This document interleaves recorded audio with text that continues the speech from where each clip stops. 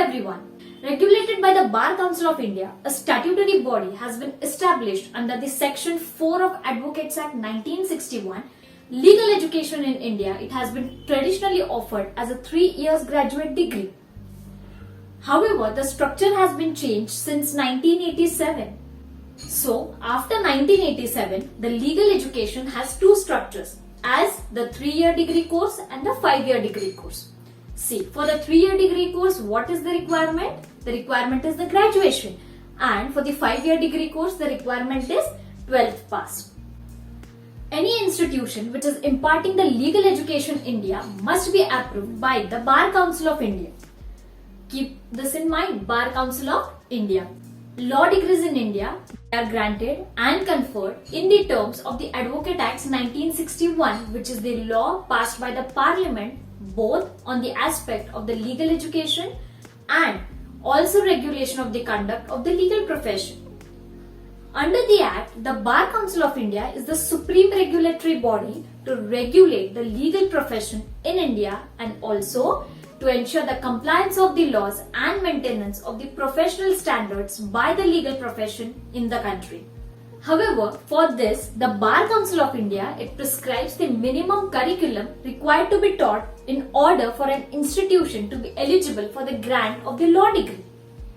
The Bar Council also carries on a period supervision of the institutions confirming the degree and evaluates their teaching methodology and curriculum, and having determined that the institution meets the required standards, recognizes the institution and the degree conferred by it. Traditionally, the degrees that were confirmed, they carried the title of LLB, that is Bachelor of Laws, or BL, we can say it as Bachelor of Law. The eligibility requirement for these degrees was that the applicant must have the bachelor's degree in any subject from any recognized institution.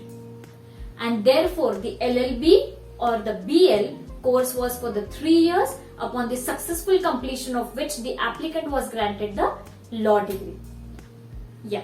However, upon the suggestions by the Law Commission of India and also given the prevailing cry for reform, the Bar Council of India instituted upon an experiment in terms of establishing specialized law universities, they solely devoted to the legal education and thus to raise the academic standards of the legal profession in India.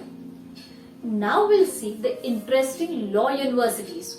See, the decision was taken somewhere in 1985 and thereafter the first law university in India was set up in Bangalore, which was named as National Law School of India, popularly known as NLS.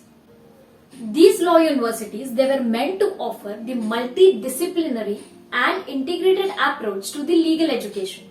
And it was therefore for the first time that the law degree other than LLB or BL was granted in India. NLS offered a 5-year law course upon the successful completion of which an integrated degree with the title of BA LLB Honours would be granted. Thereafter, the other law universities were set up, all offering 5 years integrated law degree with different nomenclature. The next in line was the National Law University set up in the Bhopal in 1997. First was Bangalore, the second is Bhopal. It was followed by Nalsar University. You can say it as NALSAR University of the law set up in the 1998. The National Law University in Jodhpur, it offered for the first time in 2001 the integrated law degree of BBA LLB Honours, which was preceded by the West Bengal National University of Juridical Sciences offering the BSc LLB Honours degree KIIT Law School. Bhubaneswar, it became the first law school in the India in 2007 to start the integrated law in 3 different streams and honours specialization, that is BA, BBA, BSc LLB Honours. However, despite these specialized law universities, the traditional 3-year degree continues to be offered in India by other institutions and they are equally recognized as eligible qualifications for practicing law in India.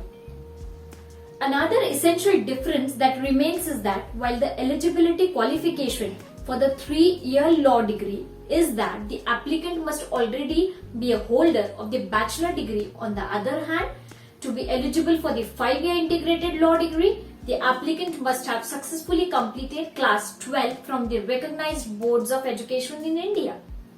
Both the holders of the 3-year degree and the 5-year integrated degree are eligible for the enrollment with the Bar Council of India upon the fulfillment of the eligibility conditions, and upon enrollment may appear before any court in India. In 2012, the University Grants Commissions approved 1-year LLM course in India, and the guideline for the same was notified in January 2013. Academic degrees. Following are the significant legal academic degrees which are offered in India. Which are those? See, Bachelor of Laws, that is LLB. The LLB is the most common law degree which has a duration of 3 years. Second is BA LLB, BSc LLB, BBA LLB and BCom LLB, that is integrated 5 years undergraduate degrees. Next comes as the Masters of Law. This is post-graduation known as LLM. It is the most common post-graduation law degree which has duration of 1 or 2 years. Last comes as the Doctor of Philosophy, that is PhD, doctorate or research program which has a duration of 3 to 5 years. Now, to grab these degrees, you need to take the admission in the universities, correct? So see the admission test. From 2012, the admission to LLB and LLM is the most of the autonomous law schools in India is based on the performance in Common Law Admission Test, that is CLAT. However, the National Law University Delhi and the private autonomous law schools, they conduct their own admission tests. The other entrance exams which are available for the admission to law courses in India, it includes AILET, that is AILET, then LSAT, that is LSAT, third is BVP CET and IPU, next is the AUAT and AMU law entrance exams, among others. I hope you will be clear with this video what we have studied today. So if you have any query, any doubt regarding this video, do comment in the comment box given below and stay tuned for the further videos. Thank you, take care and stay safe.